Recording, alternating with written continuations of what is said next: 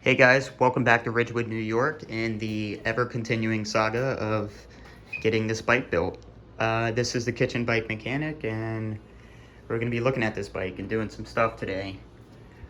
So yeah, it kind of has been a pain in the ass to get this bike built up, mostly because I'm not a wealthy man, and it's expensive. I still don't have a dedicated saddle or pedals for it.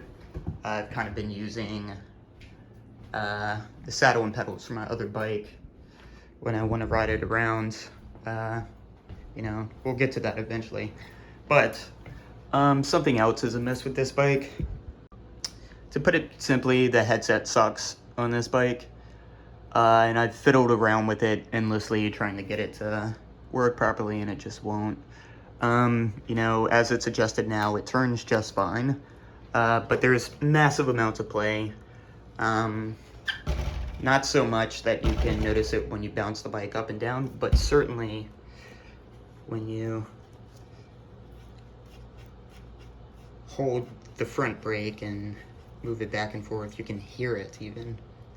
And if you put your fingers here and hold the brake, you can feel it as well. There's like millimeters of play there. So, I've been trying to figure out what's going on with it, and the bearings are old and decrepit, I will say that. But, you can even hear it.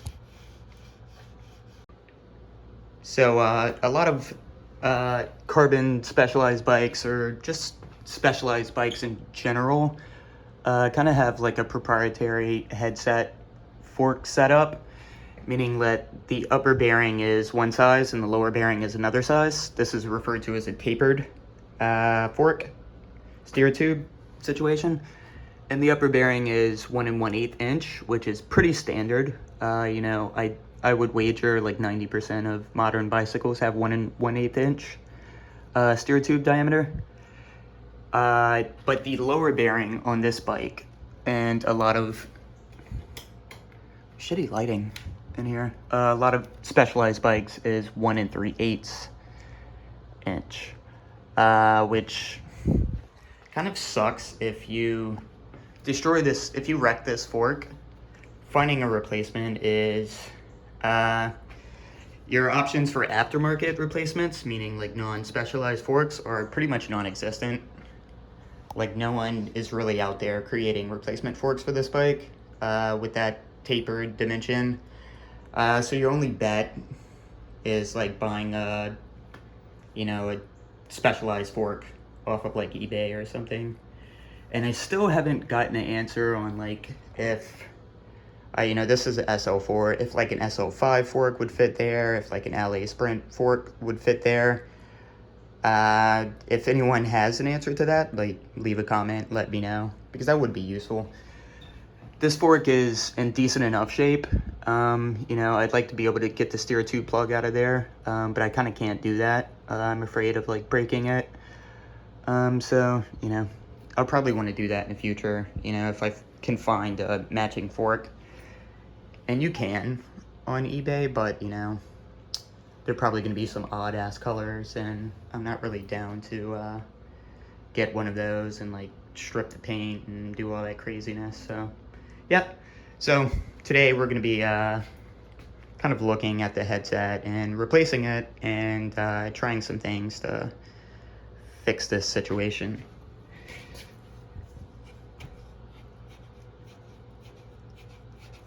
So I'm pretty experienced at setting up headsets, and I like to think I know what I'm doing with it. But, no combination of, adjusting this top cap and the bearing preload has worked for me. I can set it loose enough so that the handlebars turn without an issue, but there's always play. Laterally, that is. And if I set it so that there is no play, tightening this up, the handlebars are completely immovable. And if we look here at this top cap of the headset, I can understand why, because look how closely it's set up. Look look at the gap there. There almost isn't a gap. And there's play in the bearing still. So if I tighten it up so that there is no play, this top cap is just rubbing along the top, you know, integrated race of the frame in a way that, you know, it produces so much friction you can't turn these handlebars. And I've taken this headset out multiple times and reassembled it, and it's not a complicated piece of componentry where a lot of things could be like assembled incorrectly. So, you know, either the bearings are completely shot, and it just needs complete replacing, or there's something else we can do to that. And I have an idea that I'm gonna experiment with today, and that's gonna be putting a shim inside the bearing itself. So just for comparison, here's a headset on another bike in my apartment. This is my girlfriend's Pinarello. And you can see here, this is a properly adjusted headset. You know, it turns fine without friction. There's, I'm not gonna bother showing you, but there's no lateral play. And you can see the top cap doesn't exactly meet the frame here. You know, there's, you know, some microns of non-contact there. Let's go to another bike. This is my SL5, which non-coincidentally has almost an identical headset set up to the SL4. And once again, you can see how, you know, the headset's adjusted properly on this one too. There's no play. It doesn't exactly contact the top of the frame. So this may be our issue here. You know, on the SL4, there just might not be enough clearance within the bearing itself to make that achievable. So we're hoping this shim concept might help us out.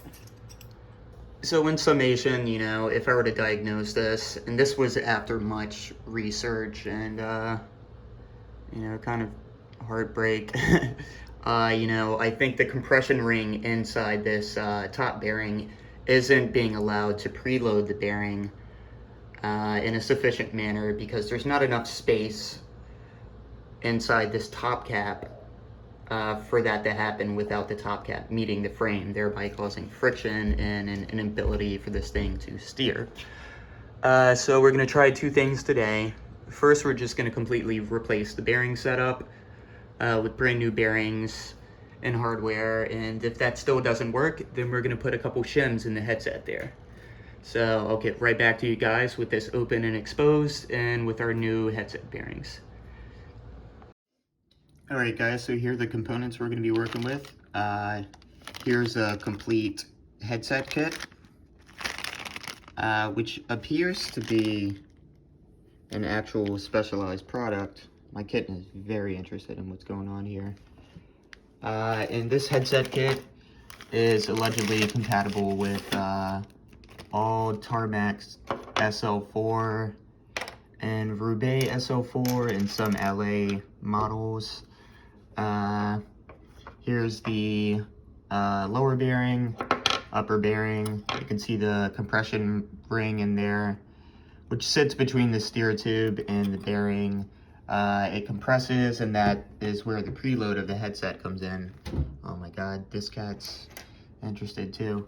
Check out these odd steer tube spacers. Never seen those before. They're carbon. Here's the headset cap. It's also carbon fiber. It's pretty nice. Yeah, so here's the upper bearing. With these new bearings, you could just feel how stiff they are. You know, they're not designed to be low friction, like a hub bearing or a, you know, bottom bracket bearing. You know, they're angular of contact. That's where the preload comes from. Bevel in there for the compression ring. Here's the lower bearing. Now this bearing is 1 3/8 inch, and that's what makes this kind of a proprietary unit. And you know, that's an uncommon bearing size, and you might be able to find this bearing size from other manufacturers, but it's no guarantee that the bevel on the inside of this bearing is going to match, you know, your fork crown race.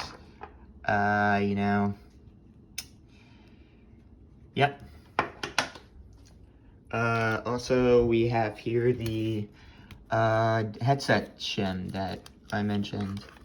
This is a 0.25 millimeter, and I'm pretty sure Cane Creek, this is a Cane Creek product, by the way.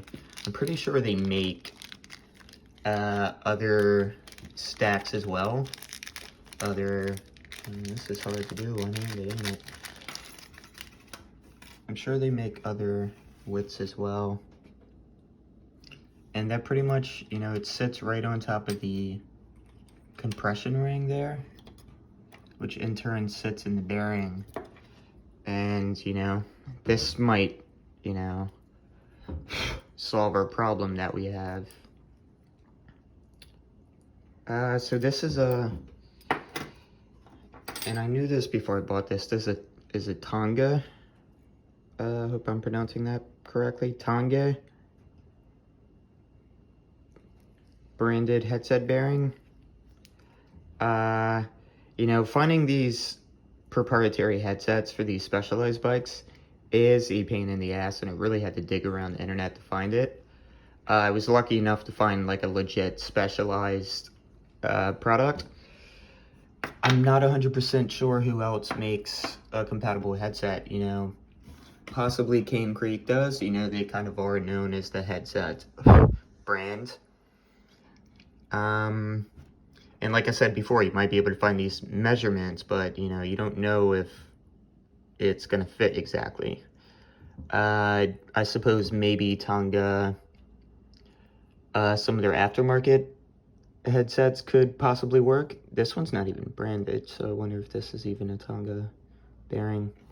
But yeah, that's the componentry we're going to be working with today. Alright, so here's all the tools we're going to need to make this happen. Just a simple set of Allen keys to disassemble the stem and disconnect the brake. We're going to need a torque wrench to reapply that stem, some Allen heads. I've got some grease. We're definitely going to want to grease our headset. And I just got some alcohol to clean up the old grease from the fork and whatnot. So, I guess the first thing we can do is go ahead and remove that front brake, because we're going to have to completely drop this fork out. So let's get in there with this 5mm Allen key,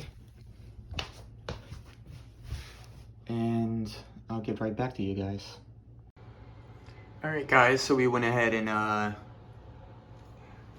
took that mounting bolt out. Go ahead and pop this front brake out in preparation to drop these forks. Now we're gonna go ahead and grab 4mm Allen key and go ahead and untighten these stem bolts here.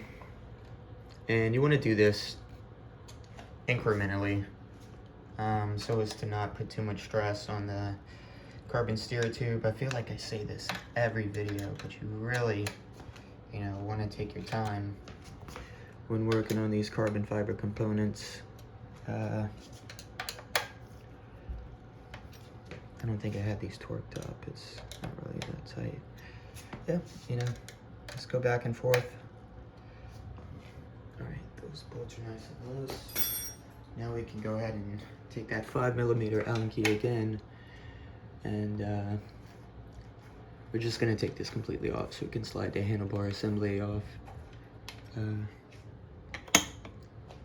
Nice, a little more light in here.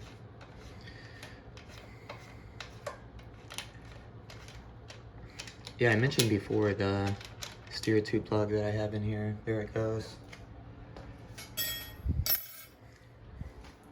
I'd like to be able to get that out, but I don't know, I'm having trouble with that. if anyone knows a good technique to get a stuck steer tube plug out, you know, let me know, drop a comment. All right, so our brake caliper is unhooked. We can just go ahead and let's make sure this thing is braced against the wall properly. Every bike owner knows that struggle. We can just lift this handlebar assembly off and let it drop. No big deal. No big deal. Here's our exposed steer tube. Whoa. All right, folks. Here's our exposed steer tube here. Here's our spacer. We'll set this aside. We'll take note of throw that in the bin. This is how I work, guys. You know, I try to be organized as possible.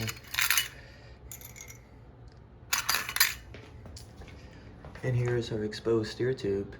Now we can go ahead and pop this top cap off.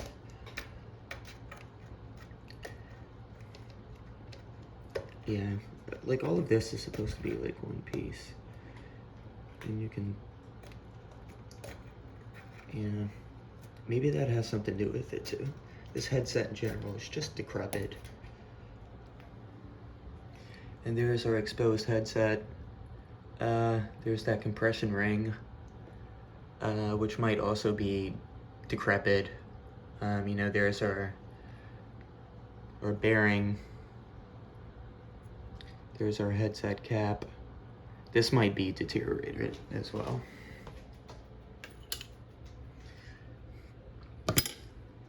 You know, that's all supposed to be like one piece. It's falling apart. That might have a lot to do with, you know, what's going on with this. Yeah, there's that top bearing. You know, frame defects could have a lot to do with headset problems. And fingers crossed, I'm hoping that, you know, that's not an issue for us. You know, when I inspected this, when I was constantly disassembling and reassembling this bike, you know, I made note to see if there were any cracks, and luckily there aren't. You know, this bike's previous owner must have been riding around with a rattly headset, so I also checked the steer tube as well. I'm gonna go ahead and drop this fork out some kind of way. I might take the front wheel off. Oh man, a professional mechanic is so gonna scoff at what I'm doing here, but this is, you know, this is the kitchen bike mechanic, man. We're in the kitchen. We don't have a bike stand. This is what we gotta do. So the fork is dropped out. Those handlebars are dangling. The rim brake there is dangling, and this is our fork. You know, now that it's dropped out, we can go ahead and really inspect it. We can see there's a little bit of scarring there from the headset, but no ring of death. We can take a look at this race here. You can see that it's mounted properly. It's not coming loose at all. You know, it's always a good idea to, when you have a chance, inspect your steer tube, inspect your fork for safety. You know, this is a critical component of your bicycle's safety. You know, your handlebars are attached to the top of this thing. You don't want it snapping off on you. So yeah, and there's our headset. Set this boy down. Fucking fork. And here's our bike's headset. We can go ahead and take this out. There's that compression ring. There's that inner bearing. It was pretty snug in there. Greasy. You can almost hear it. That's a gritty, beat up headset bearing. Set this aside for now. Hey kitty. Let's go ahead and pull that bottom bearing out. It's also sitting pretty snugly in there. Oh yeah, this one is shot too. You can just feel it. Grittiness. I even cracked this open and repacked it with grease when I first reassembled this frame. Yeah. Shot. Let's go ahead and get to cleaning our hands off and replacing all that stuff, why don't we?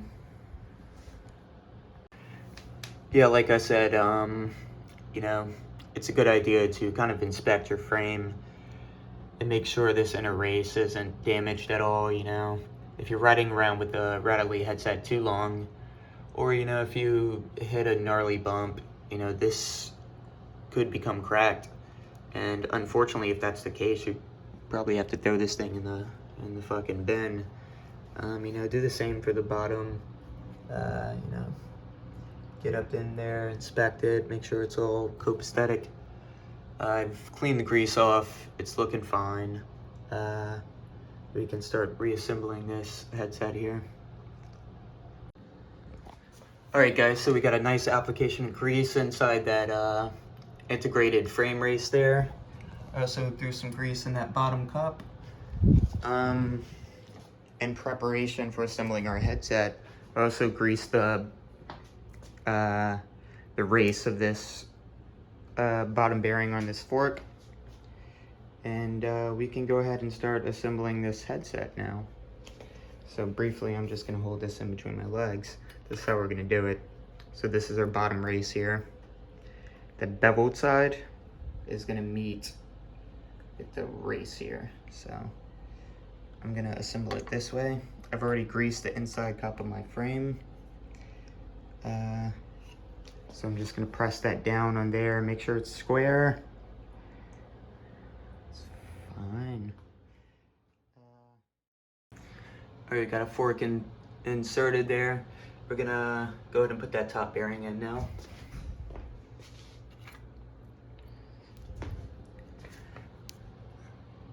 I've already greased the inside of that cup, no problem.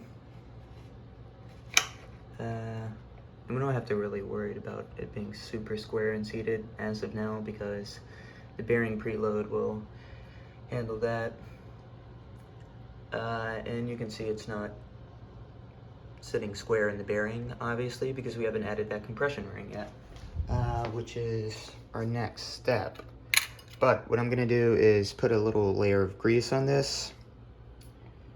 So yeah, I'll get back to you with that. All right, there's the old compression ring next to the new one. You know, I suppose if this thing is like beat to shit, that may cause some play in the headset. Just slide this over the steer tube there.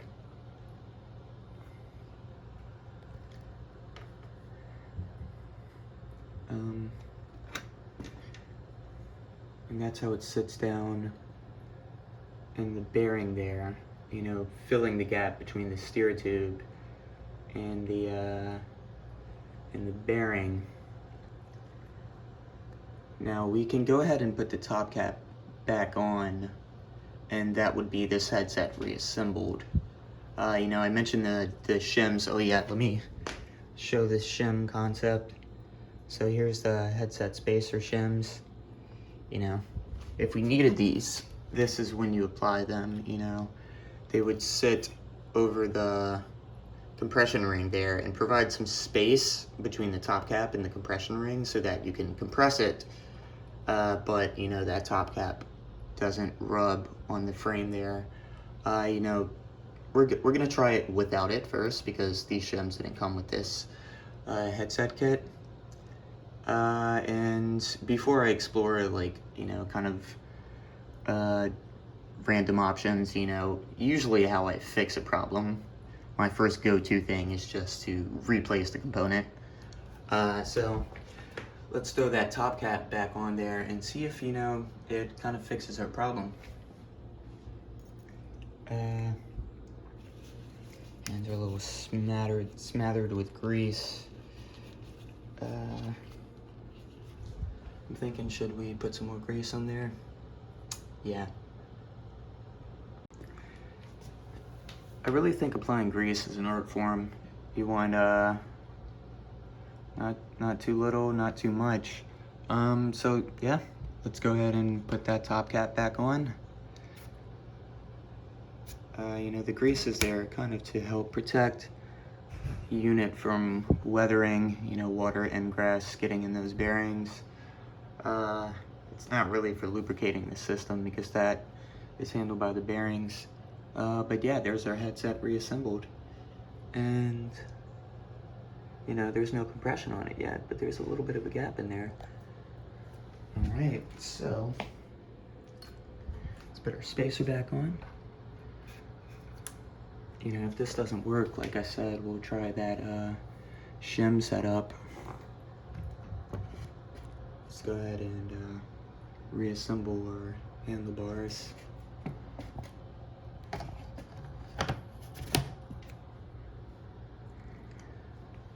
S-Works stem is popped back on there. Where's the top cap? Right here.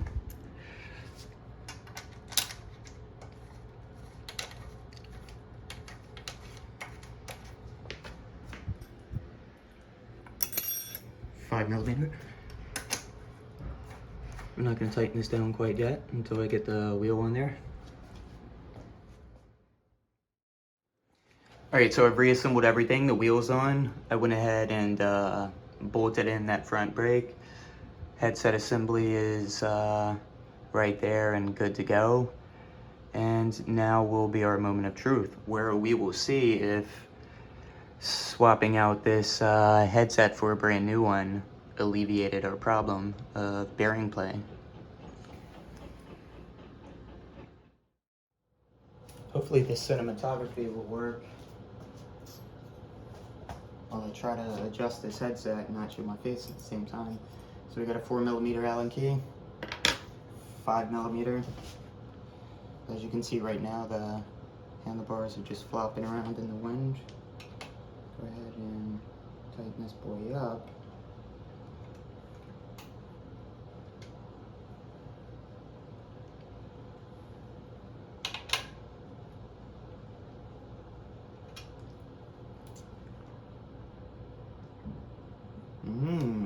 That feels promising. I don't feel any play there. It's very minimal. And the handlebars are turning. Oh, glorious day. Can you believe that?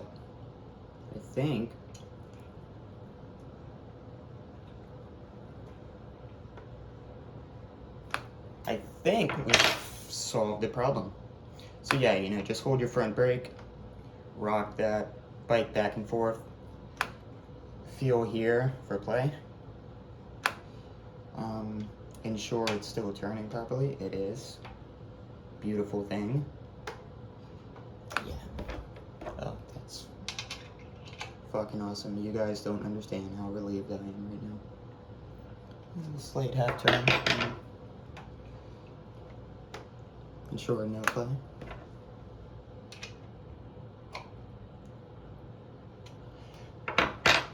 I'm gonna stand over the bike now. Make sure handlebars are straight. And I'll close one eye, look down at it. Take your 4mm now. Once you're happy it's all straight, it's adjusted properly.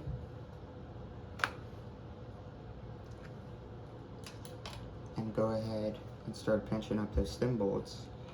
Like I said, you know, earlier in the video, and in every fucking video I ever talk about headsets in, you know, do these bolts up incrementally. And we'll do them finger tight because we are going to observe the torques back here. Yeah. Alright, I've got the flash on so you can see this very clearly. That says 5 Newton meters right there. Got a 4mm Allen head. I've got my torque wrench set to 5 Newton meters. So let's go ahead and torque down those stem bolts there.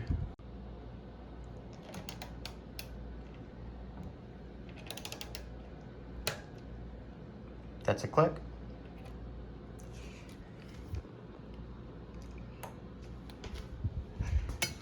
Set this aside. And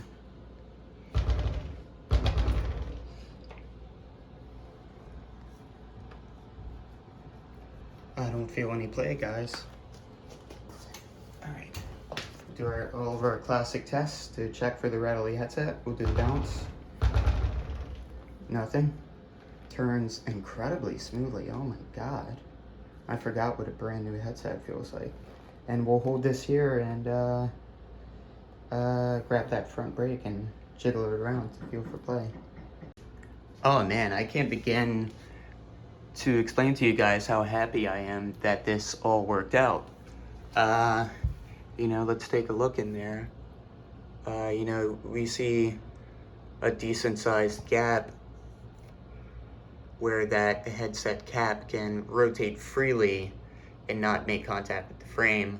This problem was definitely, in my opinion, caused by, you know, either deterioration of the components themselves, you know, maybe the compression ring or the actual bearings themselves. Maybe the balls lost some mass and they just wouldn't stack at the right height to allow, you know, for this to function properly. Maybe that, you know, that top cap was, you know, screwed up, or maybe like missing a little piece. You know, when I took it off, it kind of just disassembled itself. Tange, Sakai. We didn't have to use the shims, luckily, but you know, just a heads up, you know, I really wanted to explore that option in this video because, you know, that could work if we didn't have a brand new headset. And that could work for you, you know, when you're troubleshooting your headset problems and, you know, we're in a corner just like I was, where, you know, you're tightening it as much as possible so that there's no play, but it still wouldn't, you know, turn freely. You know, explore that option. You know, these Cane Creek shims are there for you. Yeah, like I said, this is a sigh of relief for me. You know, I can continue on with this build now. You know, I was kind of shook for a second. I thought my fork was screwed up. You know, I didn't think I was going to be able to find a replacement headset. But luckily, you know, all that needed to be done was to just replace this old shitty headset with a new identical one. And this is worth mentioning too, but you know, I did get this frame secondhand. So also this is a cautionary tale when it comes to buying used bikes, secondhand frames. You know, headset areas and forks are one of those places, in addition to bottom brackets, where, you know, if that shit is damaged, you know, it could render that bike unrideable, and then you basically bought a fucking paperweight, or, you know, just something to hang on the wall. So, you know, keep that in mind. You know, if you're buying stuff used, it'd be nice to look at it in person. If you can't do that, you're taking a gamble, dude. It's just like buying a pair of shoes online. You don't know if they're gonna fit until they get to you. Probably can't return them then. So yeah. Yeah, basically in summation, you know, we had some headset troubles. I diagnosed it the best I could. You know, it's like, take the shim option, which might work for you if you can't find a replacement headset, which is very possible in the modern bike world, because, you know, everything has a fucking proprietary design. You know, this, you know, if I want a new fork, I have to just, you know, wait around until one pops up on eBay that'll suit this bike. You know, explore this shim option if you're having this problem. Otherwise, you know, my go-to fix for most componentry problems is just replace the fucker. You know, I did that with the free hub on this wheel. You know, I can't quite explain what was wrong with it, but you know, that free hub was behaving suboptimally. There was a little bit of play in there, and you know, I took it apart and looked at it, and I was like, I don't know, and I just bought a new free hub, and it's fucking fine now. So, you know, your mechanical know-how and dexterity with your ratcheting, you know, could dictate that for you. I guess that's pretty much it for this video. You know, here are the tools we use: just some Allen keys, torque wrench, grease, and some new components. I hope you guys enjoyed this video. I hope you found some information if you're having this problem. I hope this, you know, shed some light on it. You know, other things could be amiss with your frame to cause this very same problem, you know. If, you know, the cups integrated into your frame are screwed up, you know, that could cause this problem as well. And unfortunately, there are not many fixes for that. You know, I also read that if, you know, not having spacers on top of your stem and your stem isn't cut quite square, that could cause that problem as well. That's worth exploring. But chances are your headset bearings are probably just shot, and it's a good idea to replace them. Also, I didn't mention this before when I had my fork out, but like excessive scarring on the steer tube, you know, could cause a little bit of play. Although, you know, maybe not if the compression ring is, if that compression ring there is tightened in well enough. And, you know, somewhere around here is going to be the source of a lot of your play. Because that sits between the bearing and your steer tube. So, yeah, you know, I hope you found some useful information out of this video. And, you know, I got some more stuff to do to this bike, like putting a saddle on it, putting some pedals on it, but it is perfectly functional now. Look at that. I can ride that boy no handlebars. Any comments?